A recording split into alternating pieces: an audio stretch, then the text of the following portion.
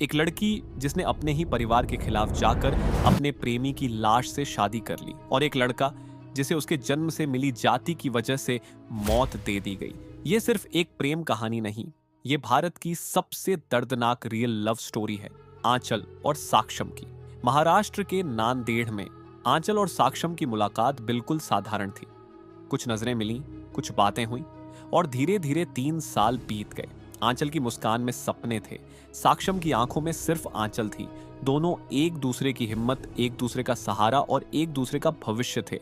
लेकिन उनके बीच एक ऐसी चीज थी जिसकी कोई गलती नहीं, पर सजा सबको मिलती है, जाति। आंचल का परिवार इस रिश्ते से आगपूला हो गया। उन्हें एक ऐसा सी लड़का अपनी बेटी के लायक नहीं लगा। घर में रोज झगड़े, धमकियां, रोक टोक, लेकिन हर बार आंचल एक ही बात कहती, मैं साक्षम को छोड़ नहीं सकती।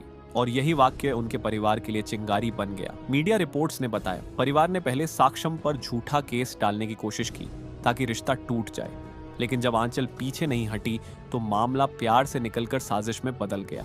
27 नवंबर 2025 शाम के 7:45 मिलिंदनगर की एक गली में साक्षम अपने दोस्तों के साथ खड़ा था। उसे नहीं पता था कि उसकी जिंदगी के आखिरी 30 सेकंड शुरू हो चुके हैं। अचानक आंचल के पिता, भाई और कुछ रिश्तेदार हथियार लेकर आ गए। पहले धक्का, फिर गाली और फिर गोलियां। एक गोली उसकी रिब्स में लगी, साक्षम गिरा, लेकिन सांसें चल रही थी। तभी एक पत्थर, एक टाइल उसके सिर पर बार बार मारी गई। हमला इतना बेरहमी भरा था कि सड़क पर खून की नदी बहने लगी, और पल भर में साक्षम हमेशा के लिए चला गया। उस रात एक लड़का नहीं मरा, एक प्रेम कहानी मर गई। 2 जिंदगियां टूट गईं और एक समाज का जहर फिर सामने आ गया। जब आंचल को खबर मिली, वो पागलों की तरह दौड़कर पहुंची। सामने सफेद चादर में लिपटा उसका साक्षम। वो उसके पास बैठते ही टूट गई, लेकिन उसके आंसुओं के बीच एक ऐसा फैसला लिया गया जिसे सदियों याद रखेंगी। आंचल ने उसके माथे पर हल्दी लगाई, उसके खून से अपनी मांग भरी और रोते हुए बोली, आज से मैं साक्षम की पत्नी हूं, मरने के बाद भी मैं उसे अकेला नहीं छोड़ूंगी।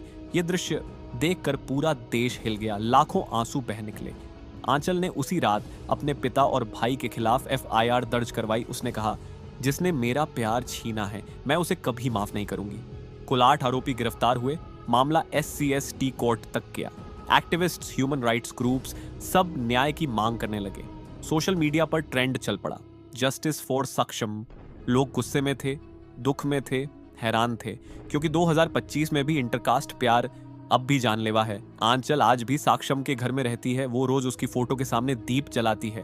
उसकी माँ को माँ कहती है और कहती है, प्यार कास्ट नहीं देखता, लेकिन समाज अभी भी देखता है। और जब तक ये सोच नहीं बदलेगी, तब तक न जाने कितने साक्षम यूं ही मारे जाते रहेंगे।